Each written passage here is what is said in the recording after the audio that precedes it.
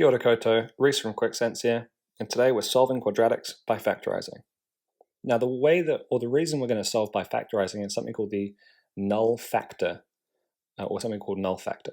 And what this means is that if I have 0, and I'm trying to find factors of 0, right, any number times 0 is going to give me 0. So I'm going to try and make one of the factors equal to 0.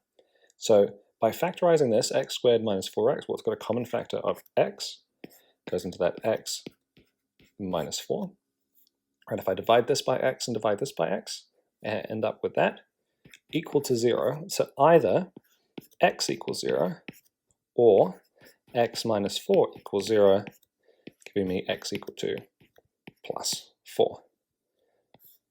Right, and the way I'm going to write this is 0, x is equal to 0, comma 4. All right, in this next question, it's not going to be quite so straightforward.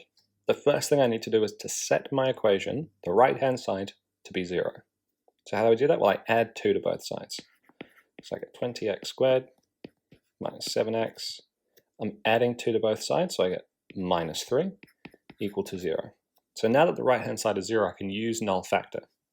But how do I solve where the coefficient of x squared is greater than 1?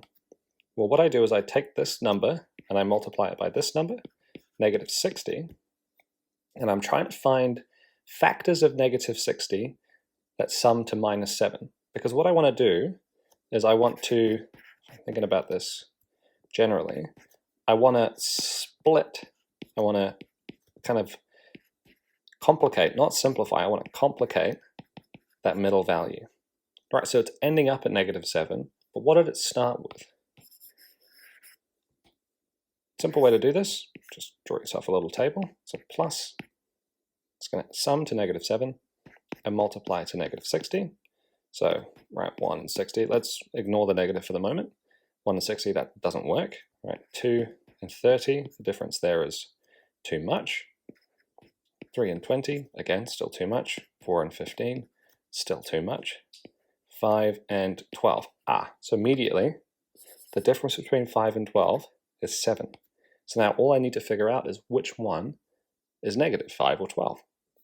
And because we're summing to a negative number, the larger value, so here 12, is going to be negative. So what does that mean?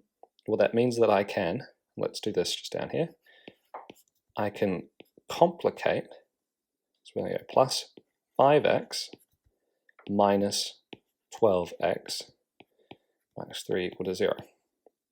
This is going to allow me to factorize this side and then separately to factorize this side. So what does that look like? Well, 20x squared and 5x, common factor there is 5x, and it goes into 20x 4x times, and it goes into 5x 1 times. Minus 12 and minus 3, well, the common factor there is minus 3. Goes into that 4x and plus 1. Now, if I've done this right, these two are going to be the same. This is another common factor. If it's not, then I've done something wrong. So what's the common factor here? Well, it's 4x plus 1. And if I factorize 4x plus 1 out of this side, I'm left with 5x. And if I do it on the other side, I'm left with minus 3. So as before, one of these factors is equal to 0. So either 4x plus 1 equals 0.